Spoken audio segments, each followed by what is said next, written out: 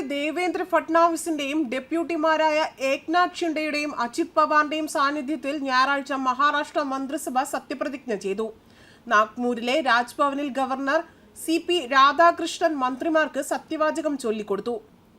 BJP സംസ്ഥാന അധ്യക്ഷൻ Chandrasekhar ബവൻകുലെയാണ് cabinet മന്ത്രിയായി ആദ്യം സത്യപ്രതിജ്ഞ ചെയ്തത്. രാധാകൃഷ്ണ VK പാട്ടീലാണ് മന്ത്രിയായി സത്യപ്രതിജ്ഞ ചെയ്ത മറ്റൊരു BJP സ്ഥാനാർത്ഥി. നേരത്തെ റവന്യൂ മന്ത്രിയായി ഷിൻഡെ പാർട്ടിക്കൊപ്പമായിരുന്നു ഉണ്ടായിരുന്നത്.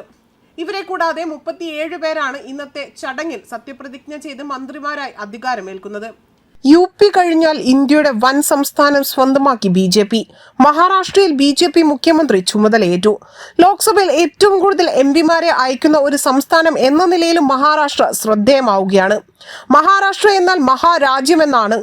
പേരിൽ തന്നെ മഹാരാഷ്ട്രം. അത് കീഴടക്കിയിരിക്കുകയാണ് ഇപ്പോൾ BJP.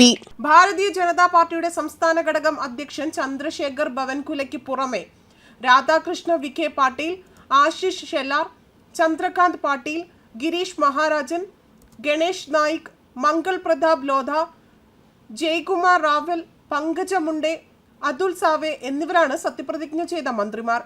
ഉപമുഖ്യമന്ത്രി ഏക്നാഥ് ഷിൻഡെയുടെ ശിവസേനയിൽ നിന്ന് ദാദാ ഭൂസെ, ശംഭുരാജ് ദേശായി, സഞ്ജയ് റാത്തോഡ്, ഗുലാബ്റാവു പട്ടീൽ, ഉദയ് സമന്ത് എന്നിവരും മന്ത്രിമാരായി സത്യപ്രതിജ്ഞ ചെയ്തു. അജിത് പവാറിന്റെ NCP നേതാക്കളായ മണികണ്ഠ റാവു കൊഖാട്ടെ, ദത്താത്രേയ വിധോവ, ഹസൻ മുഷ്രിഫ്, ആദി സുനിൽ തത്കരെ, ധനഞ്ജയ് മുണ്ടെ എന്നിവർ ചടങ്ങിൽ സത്യപ്രതിജ്ഞ ചെയ്തു. അതേസമയം BJPയിൽ നിന്ന് 20 MLAമാർ മന്ത്രിമാരാകാനിരിക്കെ ചില മന്ത്രിസ്ഥാനങ്ങൾ പാർട്ടി ഒഴിച്ചിടാനാണ് സാധ്യത. കൂടാതെ ശിവസേന കോട്ടയിൽ നിന്നുള്ള 13 MLAമാരും NCP കോട്ടയിൽ നിന്ന് 10 MLAമാരും സത്യപ്രതിജ്ഞ ചെയ്ത് അധികാരമേറ്റു. സത്യപ്രതിജ്ഞാ ചടങ്ങിന് ശേഷം ഇന്ന് രാത്രിയോടെ തന്നെ വകുപ്പുകളുടെ പട്ടികയും പ്രഖ്യാപിക്കുമെന്നാണ് പ്രതീക്ഷിക്കുന്നത്. ഡിസംബർ 5 ദേവേന്ദ്ര ഫട്നാവിസ് 3ാം തവണയും മുഖ്യമന്ത്രിയായി സത്യപ്രതിജ്ഞ ചെയ്ത് 10 ദിവസത്തിന് ശേഷമാണ് മന്ത്രിസഭാ വികസനം നടക്കുന്നത്. നവംബർ 20 നടന്ന മഹാരാഷ്ട്ര തിരഞ്ഞെടുപ്പിൽ 288ൽ 230 സീറ്റുകളും നേടിയാണ് മഹായുതി സഖ്യം അധികാരം ഉറപ്പിച്ചതും.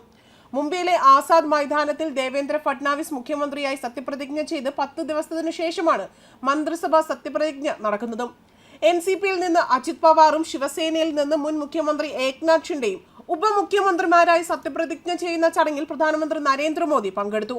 പോർട്ട്ഫോളിയോ അലോക്കേഷനും അവസാന നിമിഷത്തെ ക്യാബിനറ്റ് സത്യപ്രതിജ്ഞയും സംബന്ധിച്ച് നീണ്ട ആലോചനകൾക്ക് സർക്കാരിൽ സ്വാധീനമുള്ള റോളുകൾ ഉറപ്പിക്കാൻ ആഗ്രഹിക്കുന്ന ശിവസേന NCP വിഭാഗങ്ങളുമായി അധികാരം തുലനം ചെയ്യുന്നതിൽ മഹായുതി വലിയ വെല്ലുവിളികൾ നേരിട്ടതായി കണക്കാക്കാം.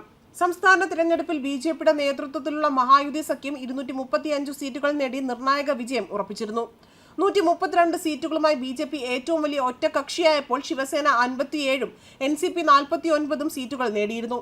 മഹാവികാസ് അഘാഡി സഖ്യത്തിന് വൻ തിരിച്ചടി നേരിടേണ്ടി വന്നു. കോൺഗ്രസ് 16 സീറ്റുകൾ മാത്രം നേടിയിരുന്നു. ശിവസേന UBT 20 നേടി.